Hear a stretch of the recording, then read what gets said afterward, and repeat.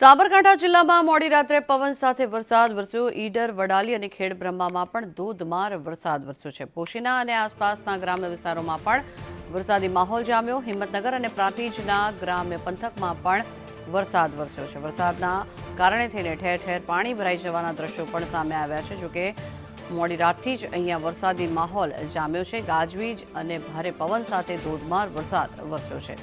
બનાસકાંઠાના અનેક ગ્રામ્ય વિસ્તારોમાં પણ વરસાદી માહોલ જામ્યો છે। જોકે સત્તાવાર રીતે ચોમાસાની હજી શરૂઆત નથી થઈ, પરંતુ તેમ છતાં પણ મન મૂકીને મેઘરાજા વરસી રહ્યા હોય તે પ્રકારના દ્રશ્યો સામે આવી રહ્યા છે। સાબરકાંઠામાં મોડી રાતથી જ ભારે ગાજવીજ સાથે વરસાદ વરસી રહ્યો છે।